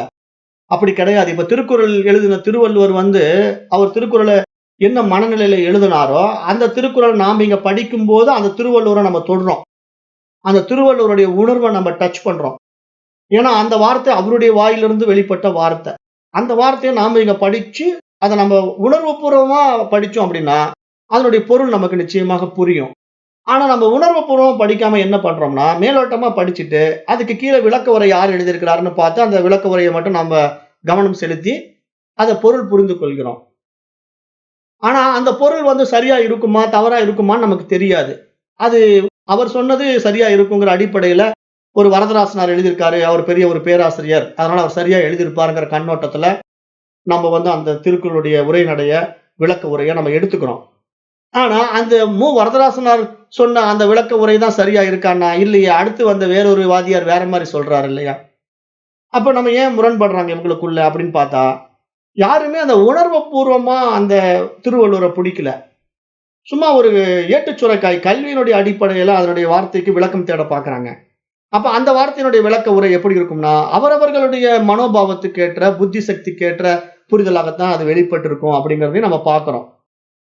அதனால தான் நான் சொல்லும்போது, திருக்குறளுடைய உரையாசிரியர்கள்லாம் நீங்க பார்த்தீங்கன்னா, கருணாநிதி ஒண்ணு சொல்லியிருப்பாரு, வரதராசனார் ஒண்ணு சொல்லியிருப்பாரு, பரிமேலழகர் ஒண்ணு சொல்லியிருப்பாரு. அப்ப ஒரே தமிழ் மொழியில இருக்கக்கூடிய திருக்குறள நாம இன்னைக்கு படிக்க முடியாத ஒரு அவல நிலையில இருக்கிறோம்னா என்ன காரணம்? தமிழ வளர்க்கிறேன்னா நம்ம தமிழ் மொழியே திட்டமிட்டு அழிச்சுட்டாங்கங்கிறத நம்ம புரிஞ்சுக்காம இருக்கிறோங்கிறது தான் காரணம். அத நல்லா புரிஞ்சுக்கணும். ஏன்னா நம்ம நெறைய பேர் என்ன நெனைக்கிறோம், தமிழ் படிக்கிறேன், தமிழ் வளர்த்துறேன், நாம் தமிழர்ன்னு சொல்றோம். ஆனா உண்மையா நாம் தமிழர்னா நம்ம தமிழா பேசிக்கிட்டு இருக்கிறோம்னா, இல்ல நம்ம தங்கிலீஷ் தான் பேசுறோங்கிறத நல்லா புரிஞ்சுக்கணும். ஏன்னா, இங்கிலீஷ கலந்து பேசுறதுக்கு பேரு தங்கிலீஷ். அப்ப நம்ம மேக்ஸிமம் என்ன பண்றோம்? இப்ப நானே தமிழ் வார்த்தை பேசுறேன்னா, அதிகமா ஆங்கில வார்த்தைய உச்சரிக்கிறேன். அப்ப உண்மையா தமிழ் வார்த்தைய நம்ம கையாளுறோமான்னா, இல்ல. அப்ப என்ன காரணம்? இதுதான் இந்த கல்வி முறையில் ஏற்பட்ட களங்கம். ஏன்னா, நம்ம இந்த மாரி படிப்ப படிச்சுட்டு வர்றதுனால, நம்ம எதையுமே சரியாக கையாள்றது இல்ல அப்படிங்கிறத நீங்க புரிஞ்சுக்கணும். ஆனா இந்த வேத மந்திரங்கள் அப்படியெல்லாம் செய்ய முடியாது. ஏனென்றால் அது பாரம்பரியம் அழியாமல் இருக்கிறதுங்கிற ஒரு ஆழமான உண்மைய நம்ம புரிஞ்சுக்கணும். அதுக்கு தான் இத வந்து நான் இங்க மேற்கோள் காட்டுறேன். ஏன்னா நம்ம வந்து இந்த மொழி சிறந்தது, அந்த மொழி தாழ்ந்தது அப்படிங்கிற முறையில நான் இங்க பேசல. அந்த புரிதல நான் வந்து சுட்டிக்காட்டுறேன். எல்லா மொழியும் நமக்கு அந்தந்த இடத்துல சிறந்தது தான். ஆனா அத நம்ம எப்படி கையாளுகின்றோம்ங்கிறதுல தான் அந்த மொழியை நம்ம நேசிப்பதில இருக்கு. அப்ப தமிழ் மொழிய நேசிக்கக்கூடிய உண்மையான தமிழர்கள், இன்றைக்கு யாராவது தமிழ்ல இருக்கக்கூடிய செய்யுள படித்து பொருள் கொள்ள முடியுமான்னா, நிச்சயமா யாராலும் தமிழ் செய்யுள்கள படிச்சு பொருள் சொல்ல முடியாது. அப்ப ஏன் அந்த பொருள் சொல்ல முடியல? தமிழ்ல செய்யுள் இயற்ற முடியல நெறைய பேரால. இப்ப நம்ம குழுவிலேயே வந்து ஜெய்மா பவானி அம்மாவ பத்தி நான் சொல்லணும். ஜெய்மா பவானி அம்மா வந்து நெறைய ஸ்லோகங்கள், மந்திரங்கள் எல்லாம் தமிழ்ல சொல்லுவாங்க. அருமையா தமிழ் கவிதைகள்லாம் இருக்கும். அவங்களுடைய பாடல்கள்லாம் தமிழ்ல எழுதி, எழுதி எனக்கு அனுப்புவாங்க. நான் சொல்லுவேன், "அம்மா இத வந்து எழுத அனுப்பாதீங்கம்மா. ஏற்கனவே நம்ம தமிழ்நாட்டுல தமிழ் படிச்சு புரிஞ்சவங்களுக்கே ஒண்ணும் புரிய மாட்டேங்குது. அவங்களுக்கே விளக்க உரை தனியா நம்ம எழுதி சொல்ல வேண்டியதா இருக்கு. அப்ப நீங்க இந்த மாரி மீண்டும் அந்த செயல் வடிவில இதெல்லாம் எழுதுனீங்கன்னா, யாருக்குமே புரியாது. தயவு செஞ்சு எழுதாதீங்கன்னு" சொல்லி அவங்கள நான் நிப்பாட்டிட்டேன். அவங்க அருமையா விஷயங்கள்லாம் எழுதுவாங்க. அவங்களுடைய புத்தகங்கள்லாம் இருக்கு. நம்ம வெப்சைட்ல படிச்சு பாருங்க. நெறைய தமிழ் வார்த்தைகள் அழகா கையாளுவாங்க. ஆனா அந்த தமிழ் வார்த்தைகள் பூரா செய்யுள்ல வரும். அவங்க கிட்ட செய்யுள்லயே வந்துரும். அப்ப செய்யுள்லயே வருதுன்னா, அந்த செய்யுள நம்ம படிச்சு புரிஞ்சுக்கணும் இல்லையா? நம்ம ஏற்கனவே இதெல்லாம் புரியாம தான் திருதிருன்னு முழிச்சுக்கிட்டு உட்கார்ந்துருக்கிறோம். நமக்கு வந்து சமஸ்கிருதமும் தெரியல, தமிழும் தெரியல. உண்ம தானே? இப்ப உண்மை என்ன தெரியுமா? சமஸ்கிருத ஸ்லோகத்த படிச்சு நம்மளால பொருள் தெரிஞ்சுக்க முடியாது. தமிழ் செய்யுள படிச்சு நம்மளால பொருள் தெரிந்து கொள்ள முடியுமானா, அதுவும் தெரிந்து கொள்ள முடியாது. அப்ப எப்படித்தான் நம்ம முன்னேறுறதுன்னா, நம்முடைய நிலைப்பாடு இப்ப எப்படி தெரியுமா இருக்கு? வெறும் உரைநடை தான். இங்கிலீஷ்காரன் எப்படி இங்கிலீஷ்ல வந்து எல்லாம் உரைநடையா சொல்றானோ, அது மாரி நம்ம உரைநடையா சொன்னா தான், நம்ம இன்றைக்கு எதையுமே தெரிந்து கொள்ள முடியுங்கிற அளவுக்கு நம்ம போயிட்டோம். அதுதான் இந்த கல்வி முறையில் ஏற்பட்ட ஒரு களங்கம். அப்ப அதனால மிகப்பெரிய திறமைசாலிகள், வல்லுனர்கள் தன்னிடத்திலிருந்து வெளிப்படுகின்ற அந்த விஷயங்களை இன்றைய சமுதாயத்துக்கு கொடுக்க முடியலன்னு சொல்ல வரேன். ஏன்னா, இந்த ஜெயமா பவானி அம்மாலாம் அவ்வளவு அருமையான விஷயங்கள உள்ளிருந்து வெளிய குடுக்குறாங்க. ஆனா, அத பயன்படுத்துவதற்கான மக்கள் இன்றைக்கு இல்ல. அதுக்காக சொல்ல வரேன். நான் ஏதோ அவங்கள புகழ்ந்துட்டேன்னு நெனச்சுக்க கூடாது. நம்மிடத்தில இப்படியும் இருக்கிறார்கள் என்று சொல்றேன். அதையும் நீங்க கவனிக்கணும். அப்ப இங்க வந்து நாம வந்து இந்த தைத்திரிய உபநிஷத்துடைய சிக்ஷாவல்லியினுடைய விளக்கங்கள், சொற்களின் பொருள்கள், அவற்றின் போதனைகள் இதெல்லாம் ரொம்ப வந்து முக்கியமா நம்ம நடைமுறைப்படுத்தணும். அப்ப அந்த மந்திரங்கள் ஓதுவதில் உள்ள முயற்சியில் வந்து அலட்சியம் இருக்கக்கூடாது. அந்த மந்திர ஒலிப்பு, ஸ்வரம் மாறாமல், பொருள் மாறாமல் இருக்க வேண்டியது மிக மிக முக்கியம் என்ற அடிப்படையில இந்த 2வது மந்திரத்த நம்ம பார்த்து முடிக்கிறோம். அப்போ இங்க நம்ம என்ன ஆழமா இங்க புரிஞ்சுக்கணும் அப்படின்னா, இப்ப நம்மை பொறுத்தவரை இந்த கல்வியினுடைய சாரம் வந்து என்ன அப்படின்னு பார்த்தீங்கன்னா, மன ஒருமைப்பாடு தான். ஏன்னா இங்க ஒரு கல்வியாகட்டும், வேத மந்திரங்களாகட்டும், அல்லது கர்ம காண்டத்திலே நாம் செய்கின்ற வேள்வி, யாக யக்னங்கள், பூஜைகள் எதாக வேணா இருக்கட்டுமே. இப்ப நம்ம இதையெல்லாம் நடைமுறைப்படுத்துவது எதற்காக அப்படின்னா, எல்லாமே மனதிற்கான விஷயம்ங்கிறத ஆழமா புரிஞ்சுக்கணும். ஏன்னா இங்க மன ஒருமைப்பாட்டுக்கான ஒரு அடிப்படை விஷயத்தை தான் இங்க வேதம் பேசுது, நம்ம உபனிஷத் பேசுது. எல்லாமே இந்த அத்தியாத்ம யோகமே அடிப்படை விஷயமே அப்படித்தான் அமைக்கப்பட்டிருக்கு. அப்ப நாம இந்த கல்வியினுடைய நிலைப்பாடு என்னன்னா, வெறும் தகவல்களை சேகரிப்பது அல்ல அப்படின்னு நம்ம ஏற்கனவே பார்த்துட்டோம். ஏன்னா நம்ம கல்வின்னா என்ன நினைச்சுக்கிறோம்? நெறைய விஷயங்கள மக்கப் பண்ணிக்கணும், மனப்பாடம் பண்ணிக்கணும். அதுதான் கல்வின்னு நினைச்சுக்கிட்டு நம்ம என்ன பண்றோம்? மாங்கு மாங்குன்னு படிச்சுக்கிட்டு இருக்கிறோம், மனப்பாடம் பண்றோம். ஆனா அப்படி இல்ல. இங்க வந்து நம்மிடத்துல இருந்து பிரகாசிக்கணும். அதுதான் உண்மையான கல்வி. அதாவது இப்ப அதான் நான் ஏற்கனவே சொன்னேன். இப்ப வசிஷ்டரோ, ஒரு விஸ்வாமித்திரரோ இந்த மாரி விஷயங்கள உள்வாங்குன உடனே அவங்க என்ன ஆயிட்டாங்க? மகரிஷிகளா மாறி, அவர்களிடத்திலிருந்து விஷயங்கள் வெளிப்பட்டது. அது அவர்களுடைய பாணியில அவர்கள் எடுத்து வெளிய சொன்னாங்க. அப்ப அந்த நிலைக்கு உயர்வது தான் இங்க உண்மையான கல்வி, உண்மையான மன ஒருமைப்பாடு, மனதனுடைய விழித்துக்கொண்ட விவேக நிலை அப்படிங்கிறத நம்ம பார்க்கிறோம். ஏன்னா இங்க மனமற்ற நிலை அப்படிங்கிற விஷயத்த மகான்கள் பேசுறது எப்படி பேசுறாங்க அப்படின்னா, ஏதோ ஒன்றுமே இல்லாம அப்படியே ஜடமா மாறுறதல்ல மனமற்ற நிலைங்கிறது. மனமற்ற நிலைங்கிறது வந்து ஒரு கோமா ஸ்டேஜ்ல இருக்கிற நோயாளி கூட இருக்கிறான்னு நான் ஏற்கனவே சொல்லியிருக்கிறேன். இப்ப ஒரு கோமா ஸ்டேஜ்ல அடிபட்டு, மூளையில அடிபட்டு ஒருத்தன் ஹாஸ்பிட்டல்ல கிடப்பான். அவனுக்கு மனசு வேலை செய்யாது. அப்ப அவன் மனமற்ற நிலையில தெய்வீக தன்மை அடைஞ்சுட்டானா? அப்படின்னா எப்படி அடைவான்? அவனுக்கு தான் யாருன்னே தெரியாம சுயநினைவு இல்லாம கிடக்குறான். அப்போ இதுவா மனமற்ற நிலை. அப்ப மனமற்ற நிலை அப்படிங்கிறத நம்ம எப்படி ஆழமா புரிந்து கொள்ளணும்னா, அந்த மனம் வந்து தூய அறிவாக மாறிய நிலை. அதுதான் மனமற்ற நிலை. அத நல்லா புரிஞ்சுக்கணும். நெறைய பேர் மனமற்ற நிலைன்னா, எண்ணமே இல்லாம இருக்கணும் அப்படின்ட்டு சும்மா தவத்துல உட்கார்ந்துக்கிறேன், தியானத்துல உட்கார்றேன், நிர்விகல்ப நிலைக்கு போயிடுறேன் அப்படின்ட்டு அப்படி போறாங்க. ஆனா இங்க எண்ணங்களுடைய எழுச்சிய நம்ம ஒருமுகப்பாட்டுல கையாள கத்துக்கிட்டோம் அப்படின்னா, நம்முடைய அனாவசியமான எண்ணங்கள் எல்லாம் அடங்கி, நம்முடைய ஆக்கப்பூர்வமான எண்ணங்கள் அறிவாக பிரகாசிக்கும். அப்படி அறிவாக பிரகாசிக்கின்ற அந்த எண்ணங்களை வந்து மனதின் எழுச்சி என்று சொல்ல முடியாது. அது அந்த தூய அறிவின் வெளிப்பாடு என்று தான் சொல்ல முடியும். அப்ப அந்த தூய அறிவினுடைய வெளிப்பாடை நம்ம எப்படி பார்க்கிறோம்? நெறைய ஸ்மிருதிகளா பார்க்கிறோம். ஏன்னா எத்தனை நூல்கள் இருக்கு. இப்ப திருமூலருடைய திருமந்திரம் எடுத்துக்கங்க, திருவள்ளுவருடைய திருக்குறள் எடுத்துக்கங்க. இதெல்லாம் எப்படி அவர்களிடத்திலிருந்து வெளிப்பட்டது? அந்த அறிவு பிரகாசம் அவர்களிடத்திலே இருந்து வெளிப்படுத்தியது. அதை வெளிப்படுத்துவதற்கே மனசு இருக்கணும். மனசு இல்லாம அவங்க அந்த நூல எழுத முடியுமா? திருமந்திரத்த வந்து திருமூலர் வந்து நான் மனசே இல்லைங்க. நான் இந்த மந்திரத்த சொல்றேன்னு சொல்லுவாரா? அப்படி முடியாது. மனசுல தான் சொல்லுவாங்க. ஆனா அந்த மனம் என்னவா மாறி இருக்கும்னா, அறிவா மாறி இருக்கும். அது மனமாக இருக்காது. அதனால தான் அது மனமற்ற நிலை என்று நம்ம சொல்றோம். அத நீங்க நல்லா புரிஞ்சுக்கணும். ஏன்னா நெறைய பேர் இந்த பாடசாலையில வந்து படிச்சு புரிஞ்சுக்காம, மேலோட்டமா புத்தகத்த படிக்கிறாங்க. அதுல இருந்து அந்த சப்ஜெக்ட் எப்படி புரிஞ்சுக்கிறாங்க? இப்ப தாய்மானவரோட பாடல நம்ம சொல்லுவோம் அடிக்கடி. "சினமிரக்க கற்றாலும், சித்தி எல்லாம் பெற்றாலும், மனமிரக்க கல்லார்க்கு வாயேன் பராபரமே" அப்படின்னு தாய்மானவருடைய பராபர கண்ணியில ஒரு பாடல் இருக்கு. அப்ப சினம் இறக்க கத்துக்கிறது கூட ஈஸி. கோபம் இல்லாம கூட நம்ம மாத்திக்கலாம் நம்முடைய கேரக்டர. சித்தி எல்லாம் பெற்றாலும், அஷ்டமா சித்திகள் கூட நீங்க பெற்றுக்கொண்டு நீங்க நெறைய சாதனைகள்லாம் செய்யலாம். ஆனா மனம் இறக்க கல்லார்க்கு வாயேன் பராபரமேன்னு ஒரு வார்த்தை சொல்றாருன்னா, அப்ப மனசு இறந்து போறவங்களுக்கு தான் அந்த அறிவு பிரகாசிக்கும் அப்படிங்கிற ஒரு விஷயத்த சொல்றாரு. ஊடகமான பரிபாஷை இதெல்லாம். அப்ப மனம் இறக்க ஒருத்தன் கத்துக்கொள்ளல அப்படின்னா, அவனிடத்துல அந்த அறிவு பிரகாசிக்காது, அந்த பராபரம் வெளிப்படாது அப்படிங்கிறத புரிஞ்சுக்கும்போது, நாம இங்க என்ன புரிஞ்சுக்கணும்? அந்த மனம் இறத்தல் அப்படிங்கிற விஷயம், நெறைய பேர் தவறா புரிஞ்சுகிட்டு, எண்ணமே இல்லாம நான் இருக்க போறேன், அப்படியே நிர்விகல்ப நிலைக்கு போயிட போறேன் அப்படின்ட்டு தியானம் பண்றேன், தவம் பண்றேன்ட்டு உட்கார்ந்துக்கிறாங்க இல்லையா? அப்படியெல்லாம் போயி மனதுல எண்ணம் இல்லாம நம்ம இருக்க முடியுமான்னா, என்றைக்கும் முடியாதுல்ல. நம்ம தியானம் கலைஞ்சு எழுந்தா கூட, அடுத்து நம்ம என்ன செய்யணுங்கிற ஒரு சிந்தனை நம்ம இடத்துல வெளிப்பட்டே ஆகணும். அப்பதான் நீங்க அடுத்த காரியத்தையே செய்ய முடியும். சாப்பிடணும் அப்படின்னு ஒரு எண்ணம் வந்தா தான் நீங்க சாப்பாட்டிலே கை வைக்க முடியும். தண்ணி குடிக்கணும் ஒரு எண்ணம் வந்தா தான் நீங்க தண்ணியிலேயே கை வைக்க முடியும். அப்ப இது மாரி எண்ணங்களே இல்லாம மனிதன் வாழ முடியாது. என்ன விஷயம்னா, மனம் இறத்தல் அப்படின்னா, அந்த மனம் தூய அறிவாக மாறிய நிலை. மனம் வந்து மனமா இல்ல. அது ஏற்றி வைத்துக் கொண்ட எண்ணங்களால் வெளிப்படல. புற அறிவால் வெளிப்படல. அக அறிவால் தன்னுள் இருந்து தூய அறிவு பிரகாசிப்பதினால் அது வெளிப்படுகிறது. அப்ப அது மனம் அல்ல. அது அந்த பரமனின் தூய அறிவு என்பதாக நாம இங்க பார்க்கிறோம். அப்படித்தான் நம்ம இத புரிஞ்சுக்கணும். அப்போ முதலில் மன ஒருமைப்பாட்டையும், அந்த பற்றின்மையும் நாம் வளர்த்துக் கொண்டு, பின்னர் அந்த பரிபூரணமான மனம் என்னும் மகத்தான கருவியால் நான் விரும்பும்போது தகவல்களை சேகரித்துக் கொள்வேன் என்பதில் நம்மிடம் ஒரு நல்ல புரிதல் இருக்க வேண்டும் என்பதாக இங்கே இந்த நூல் அறிவுறுத்துது. இந்த தைத்திரிய உபநிஷதம். அப்ப நாம் நம்முடைய குழந்தைகளை வளர்க்கும் போது கூட அவர்களிடம் கட்டாயம் இந்த 2 ஆக்கப்பூர்வமான விஷயங்களை சொல்லிக் கொடுத்து வளர்க்க வேண்டும் என்று மகான்கள் சுட்டிக்காட்டுகிறார்கள். ஏன்னா இங்க 2 விஷயம் இருக்கு. மன ஒருமைப்பாடு, பற்றின்மை. இந்த 2 விஷயங்களும் நம்ம சொல்லிக் கொடுக்கணும். இப்ப பற்றின்மை அப்படின்னா நம்ம என்ன நினைச்சுக்கிறோம்னா, எதன் மீதும் பாசம் இல்லாம இருக்கிறதா அப்படின்னா, நான் தான் ஏற்கனவே விளக்கம் கொடுத்தேன். பற்றின்மைங்கிறதுக்கும் அன்புங்கிறதுக்கும் வித்தியாசம் இருக்கு. பாசம் வேற, அன்பு வேற.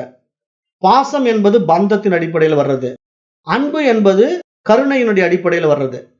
அப்போ நீங்க என்ன புரிஞ்சுக்கணும்னா, எல்லாவற்றிலும் தன்னை காணுகின்ற அந்த தன்மை நமக்குள்ள உயர்ந்துருச்சுன்னு வச்சுக்கங்களேன். அந்த ஈஸ்வரன் நீதிக்குள்ள நம்ம எல்லாவற்றையும் அன்பு செலுத்துவோம், கருணை செலுத்துவோம், பற்று வைக்க மாட்டோம். இது என்னது அவனதுங்கிற அந்த பிரிவினைகள் போயிடும். நம்முடைய உறவுகள் கூட இது என்னுடைய குழந்தை, என்னுடைய சம்பந்தப்பட்ட உறவு அப்படிங்கிற அந்த பற்று இருக்காது. அன்புன்னு வந்துட்டா இங்க எல்லா குழந்தைகளும் நம்முடைய குழந்தைகள் தான். நம்ம குழந்தைக்கு ஒண்ணு சாப்பிடறதுக்கு வாங்கி கொடுத்தோம்னா, பக்கத்து வீட்டு குழந்தை ஒண்ணு பார்த்துச்சுன்னா அதுக்கு ஒண்ணு வாங்கி கொடுக்கறது தான் இங்க அன்பு. ஆனா அப்படி இருக்கா இன்னைக்குன்னா, இன்னைக்கு அப்படி இல்லை இல்லையா? சுயநலமான பாசமா மாறி போனதுனால, தன்னுடைய குழந்தைக்கு மட்டும் வாங்கி கொடுத்துட்டு கூப்பிட்டு வந்துருவான். பக்கத்து வீட்டு குழந்தைய பத்தி நம்ம கவலைப்பட மாட்டோம். ஏன்னா அந்த குழந்தைய மாற்றான் குழந்தையா நம்ம பார்க்கிறோம். அதுதான் இங்க இருமைகள். மனம் அந்த டுயாலிட்டில இருக்கு. இதெல்லாம் நம்ம பக்குவம் அடையணும் இல்லையா? அந்த பக்குவம் தான் இங்க மன ஒருமைப்பாட்டுக்கும், பற்றின்மைக்கும் அடித்தளமா இருக்குதுங்கிறத சாஸ்திரம் இங்க சொல்ல வருது. அத நம்ம நல்லா புரிஞ்சுக்கணும். அத புரிஞ்சா தான் நம்ம இருமைகளற்ற நிலையில் இறைவனை தரிசிக்க முடியும். அப்பதான் அந்த ஏகத்துவ தன்மை நம்ம இடத்துல உண்டாகும். இல்லன்னா நம்ம டுயாலிட்டிலயே இருப்போம். இருமைகள்லயே இருப்போம். இறைவன் வேறு, நான் வேறு, அவன் வேறு, நான் வேறுங்கிற அந்த இருமை எண்ணம் என்ன பண்ணும்னா, நம்ம பிரிச்சு வச்சுக்கிட்டே இருக்கோம். எந்த இடத்திலும் நம்ம ஒன்றாக மாறவே முடியாது. ஒருமித்த தன்மைக்குள் நம்ம வரவே முடியாது. அப்படிங்கிறத நீங்க நல்லா புரிந்து கொள்ள வேண்டும் என்று இங்க இந்த தைத்திரிய உபநிஷத்துடைய இந்த இடம் சுட்டிக்காட்டப்படுது. அப்ப நம்ம பொதுவாகவே அந்த குழந்தைகளை வளர்த்தும்போது நல்ல விஷயங்கள சொல்லி பழக்கணும். மரியாதை சொல்லிக் கொடுக்கணும். பெரியவங்க வந்தா கையெடுத்து கும்பிடணும். பெரியவங்க வந்தா எழுந்து நிக்கணும். அப்படிங்கிற சில விஷயங்கள நம்ம சின்ன வயசுல இருந்தே கத்துக் கொடுத்து வளர்த்துனா தான் அது ஒழுக்கமான குழந்தைகளா வரும். ஆனா இன்றைக்கு பெரும்பாலான குழந்தைகள் அந்த ஒழுக்கம் இல்ல. ஏன்னா காரணம் அப்பா, அம்மா கிட்டயே இல்ல. அப்புறம் எப்படி குழந்தைகிட்ட வரும்? அதனால தான் பேரண்ட்ஸ் கிட்ட அந்த ஒழுக்க நியதிகள் இருந்தா மட்டும் தான் குழந்தை அதை கடைபிடிக்கும்.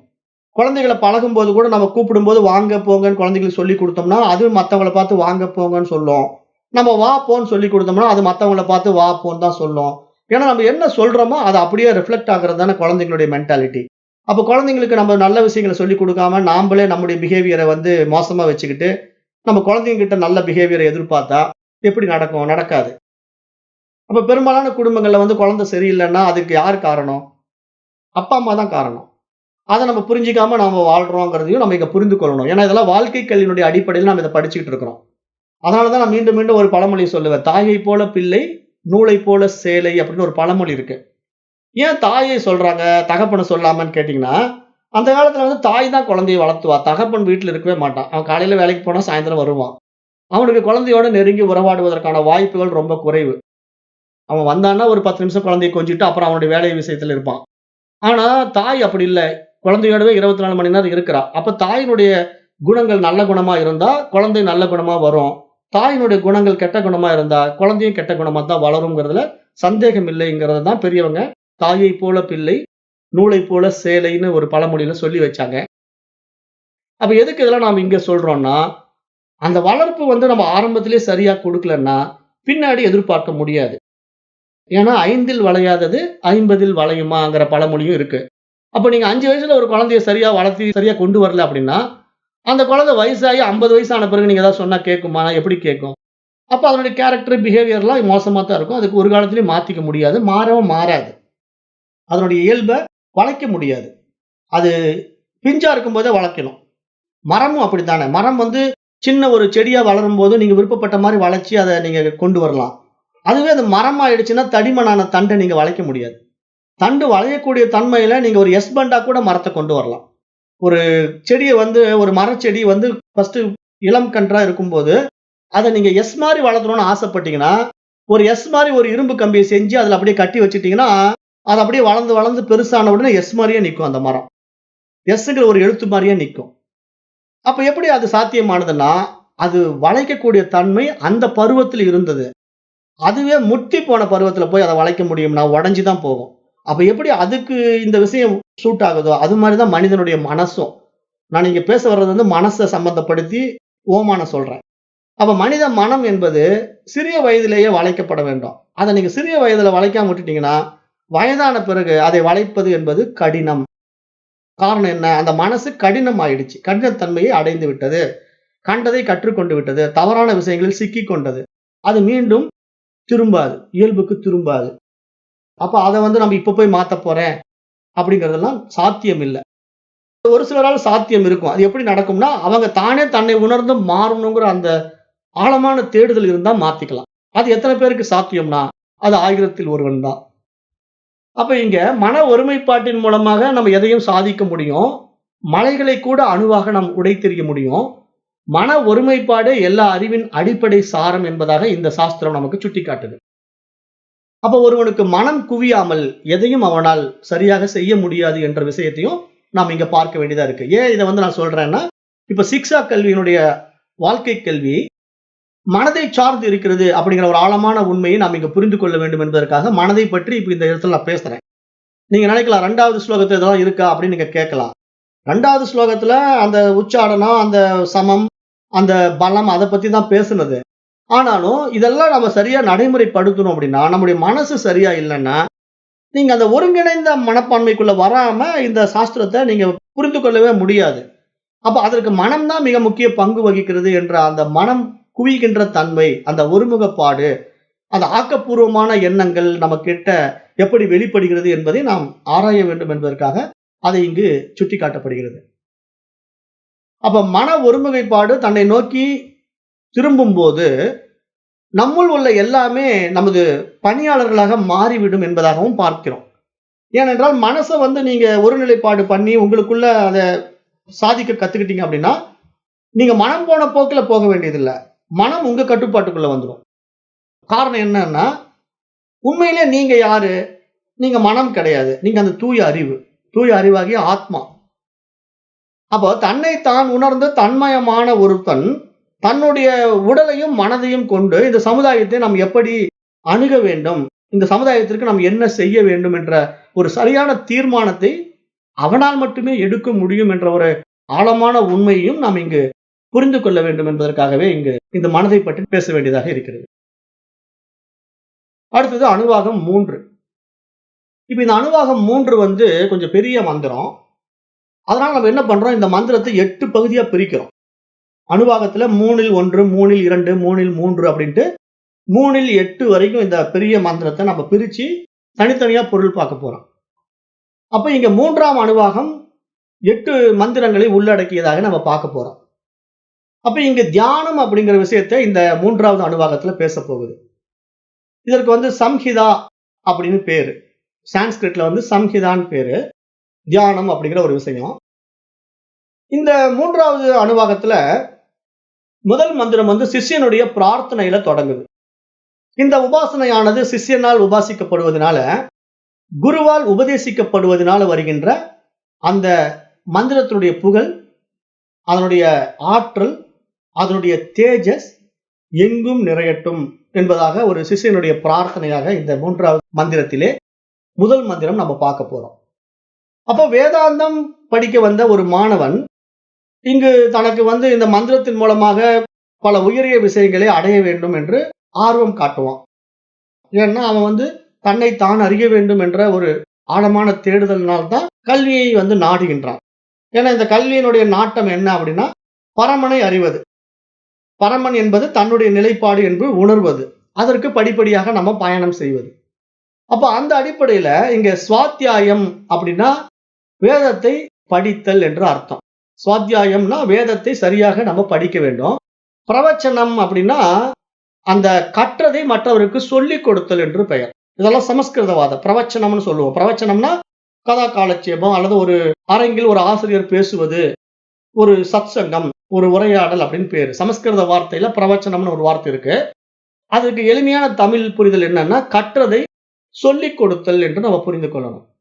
அப்ப இங்க கற்றதை சொல்லிக் கொடுக்கின்ற அந்த குருவின் மூலமாக அவருடைய அருளால அவருடைய உபதேசத்தை நாம் கேட்டு பயனடைவதற்கு சீடர்கள் பல பகுதிகளிலிருந்து வருகிறார்கள்.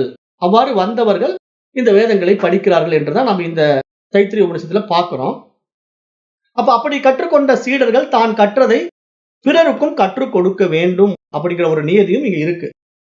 ஏன்னா இங்க அப்படியே படிச்சுட்டு அப்படியே போறது இல்ல. சுயநலமா வாழ்றது இல்ல வாழ்க்கை. இப்ப இந்த மாதிரி வேத விஷயங்களை கற்றுக்கொண்ட ஆச்சாரியர்கள் நிறைய பேர் இப்ப புரோகிதரா போலாம் அல்லது வாத்தியார்களா இருக்கலாம். ஆனாலும் அவர்கள் தன்னுடைய குழந்தைகளுக்கும் இத கண்டிப்பா சொல்லிக் குடுக்கணும். அது ஆண் குழந்தைகள குருகுல கல்விக்கு அனுப்பிச்சிட்டாலும், பெண் குழந்தைகளுக்கு அவர்கள் இதை சொல்லிக் கொடுக்க வேண்டும் என்ற ஒரு நியதி அந்த காலத்துல இருந்தது. இப்ப அதெல்லாம் யாரும் செய்யறதில்ல. ஆனா செய்யணும். ஏன்னா இங்க ஆண், பெண்ங்கிற பேதமை, இருமைகள் கிடையாது. இங்க எல்லோரும் ஏகத்துவமான இறைத்தன்மையில பூரண அறிவாக பிரகாசித்துக் கொண்டிருக்கிறோம். உடல்கள் மாறி இருக்கலாம். ஆனா அந்த உணர்வு ஒன்றுதான் அப்படிங்கிற ஆழமான உண்மை ஒரு உண்மையான வேதாந்தம் படித்த மாணவனுக்கு புரியும். ஆனா இப்ப ஏன் பிராமின்ஸ் இத செய்யறது இல்ல அப்படின்னு கேட்டா, என்கிட்ட கேட்டீங்கன்னா, அவங்க வேதாந்தம் படிக்கிறது இல்லன்னு நான் சொல்லுவேன். ஏன்னா அவங்க வேதாந்தம் படிக்காதனால, வெறும் சம்பாதிக்கிறதுக்காக மட்டும் கர்மகாண்டத்த முடிச்சிட்டு வர்றதுனால, அவர்களுடைய மனசெல்லாம் மணி மைண்டடா மாறி, இங்க கோயிலுக்கு கும்பாபிஷேகத்துக்கு போனா எவ்வளவு கிடைக்கும்? திருமணத்துக்கு போனா எவ்வளவு கிடைக்குங்கிற மைண்ட் செட் தான் இருக்கே தவிர, அவங்க ஒழுங்கா படிச்சிருந்தாங்கன்னா, அத தன்னுடைய குழந்தைகளுக்கும் கற்றுக் கொடுப்பார்கள். ஏனென்றால் அந்த குழந்தைக்கு நம்ம எங்க வெளிய அனுப்ப முடியும்? ஒரு பெண் குழந்தைய வெளிய அனுப்பிச்சு படிக்க வைக்க முடியாது. அந்த காலத்துல இருந்தே அந்த நியதிகள்லாம் இருந்தது. அப்ப அத நம்ம சரியானபடி அந்த பெண் குழந்தைகளுக்கு நம்ம வீட்டிலேயே கற்றுக் கொடுக்க வேண்டும் என்ற ஒரு அடிப்படை உண்மையை இந்த உபநிஷத் சுட்டிக்காட்டுது. அப்ப இங்க நம்ம இதுலருந்து என்ன புரிஞ்சுக்கணும்? இது நான் மட்டும் தெரிஞ்சுக்கிற விஷயம் அல்ல. இது எல்லோருக்கும் குடுக்கணும். அப்ப என்ன பண்ணணும்? வேதாந்தத்தை படித்துவிட்டு வந்த தகப்பன் தன்னுடைய குழந்தைக்கு வேதாந்தத்தை உபதேசிக்க முடியும். ஆனா இன்றைக்கு வாத்தியார்கள்லாம் வேதாந்தத்தை படிக்காதனால, கர்மகாண்டத்தை பெண் குழந்தைகளுக்கு உபதேசிக்க முடியாது. ஏனென்றால் பெண் குழந்தைகள் கர்மகாண்டத்த பண்ணி என்ன போய் வேள்வி பண்ண போதா? யாகம் பண்ண போதான்னா, அது சாத்தியம் இல்ல. அதனால பெண் குழந்தைகளுக்கு பெரும்பாலான தகப்பன் இந்த வேதங்களை சொல்லிக் கொடுப்பதில்லை என்பதை நாம் நடைமுறையில் பார்க்கிறோம். ஆனா இங்க என்ன புரிஞ்சுக்கணும்னா, பெண் குழந்தைகளுக்கு யாரால் வேதத்தை சொல்லிக் கொடுக்க முடியும்னு கேட்டீங்கன்னா, முழுமையான கல்வியை முடித்துவிட்ட ஒரு பண்டிதனால் சொல்லிக் கொடுக்க முடியும். அப்ப உண்மையான கல்வியை எப்படி முழுமையா முடிக்க முடியும்னா, வேதத்தினுடைய முழு பகுதியையும் முடிக்கணும். கர்மகாண்டத்தையும் படிக்கணும், ஞான காண்டத்தையும் படிக்கணும்.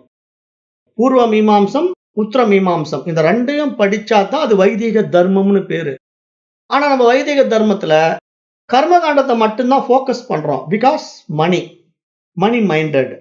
அப்ப இதுதான் நமக்கு வேத மந்திரங்களை எல்லாருக்கும் கொண்டு போய் சேர்த்த முடியாத ஒரு அவல நிலை உண்டாக்கி விட்டது. அப்படிங்கிற ஒரு ஆழமான உண்மையை நாம் இங்கு புரிந்து கொள்ள வேண்டும் என்பதற்காகவும் அதை நாம் இங்கு சுட்டி காட்டுறோம். அப்ப குரு சிஷ்ய பரம்பரை சம்பிரதாய ரக்ஷணம்னு பேரு சான்ஸ்கிரிட்ல. சம்பிரதாய ரக்ஷணம் இப்படிதான் பரம்பரையாக தொடர்ந்து வரும். அப்ப ரிஷிகளுக்கு நாம் இதன் வாயிலாக கடன் பட்டிருக்கிறோம் அப்படிங்கிற ஒரு ஆழமான உண்மையும் நம்ம புரிந்து கொள்ள வேண்டும். அந்த கடனை அடைப்பதற்கு அவருக்கு நாம் உதவி புரிய வேண்டும். அவருடைய புகழை நாம் உயர்த்த வேண்டும் என்ற ஒரு ஆழமான உண்மை நம்முடைய சனாதன தர்மத்திலே அன்றைக்கிருந்து நடைமுறையில் இருக்கிறது. அதை நம்ம கண்டிப்பா நடைமுறைப்படுத்தணும். ஏன்னா இப்ப சுவாமி விவேகானந்தர் இருந்தார். சுவாமி விவேகானந்தர் யார்கிட்ட போய் கத்துக்கிட்டார் இந்த விஷயங்கள் எல்லாம்? ராமகிருஷ்ண பரமஹம்சர் கிட்ட போய் கத்துக்கிட்டார். ராமகிருஷ்ண பரமஹம்சரோ ஒரு வேதாந்தி, சாதாரணமா யாருக்கும் தெரியாத ஒரு சாதாரண காளி கோயிலுடைய பூசாரி. காளி கோயில ஒரு பூஜை செய்து கொண்டிருந்தார். அவருக்கு மிஞ்சி மிஞ்சி தெரிஞ்ச அந்த கிராமத்துல ஒரு 10 பேருக்கு தெரியும் ராமகிருஷ்ண பரமஹம்சர், அவ்வளவுதான்.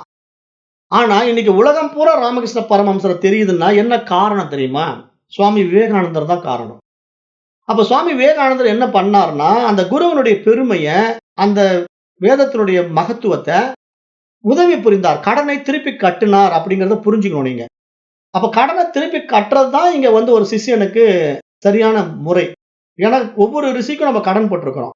அப்ப அந்த ரிஷிக்கு நம்ம கடனை திருப்பி செலுத்தணும்னா, நாம கத்துக்கிட்டத மத்தவங்களுக்கு கட்டாயம் சொல்லிக் கொடுக்க வேண்டும். அந்த அடிப்படையில் தான் இப்ப நான் இந்த காரியத்தை செய்து கொண்டிருக்கிறேன். ஏன்னா ரிஷிகளுக்கு நான் பட்ட கடனை நான் திருப்பி செலுத்திக்கிட்டு இருக்கிறேன். அதனாலதான் உங்களுக்கெல்லாம் நான் இதை சொல்லி கொடுத்துட்டு இருக்கிறேன். இல்லைன்னா எனக்கு எதுக்கு இந்த வேலை நம்ம இருக்கலாம் இல்லையா? அப்படி இருக்க முடியாது. காரணம் என்னன்னா, இங்க எந்த ஒரு நோக்கமும் நமக்கு கிடையாது. நாம இந்த விஷயத்தை கற்றுக் கொடுத்த ரிஷிமார்களை, அவருடைய பரம்பரையை நம்ம பணிந்து கொண்டிருக்கிறோம். அவர்களை நம்ம போற்றுகின்றோம்.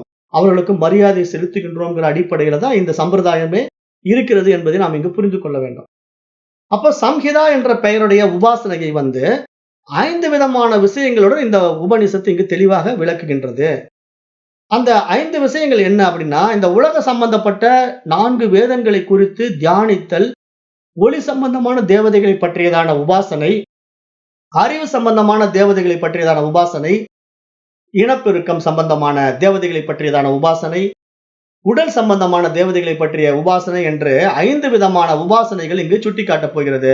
அது நம்ம பின்னாடி வருகின்ற மந்திரங்கள்ல பார்க்க போறோம். அந்த உபாசனைகள் 5 என்னென்ன அப்படிங்கிறத நம்ம வரிசையா பார்க்க போறோம். ஏன்னா இந்த மந்திரத்தை நம்ம 8ஆ பிரிச்சு வச்சிருக்கோம். இருந்தாலும் அந்த 5 சிந்தனைகள் உங்களுக்கு மேலோட்டமா சொல்றேன். 5 விதமான விஷயங்கள் என்னன்னா, ஒன்று பிரபஞ்சம், 2வது ஒளிப்பொருள், 3வது கல்வி, 4வது உயிர்களின் உற்பத்தி, 5வது இந்த உடல் ஆகிய 5 விஷயங்களை பற்றி ஆழமாக சிந்திப்பதே இந்த 5 முக்கிய பயிற்சிகளாக இந்த உபநிஷத்து நமக்கு சொல்லப் போகுது. அது அடுத்து வருகின்ற மந்திரத்துல நம்ம பார்க்க போறோம். இந்த மந்திரமும் இன்னும் விரிவாக பார்க்க போறோம். இப்ப இந்த 3வது மந்திரம் நான் இன்னும் சொல்லவே ஆரம்பிக்கல. காரணம் என்னன்னா, இந்த விஷயங்கள்லாம் அவ்வளவு விரிவாக சொல்லப்பட வேண்டிய விஷயங்களா இருக்கு.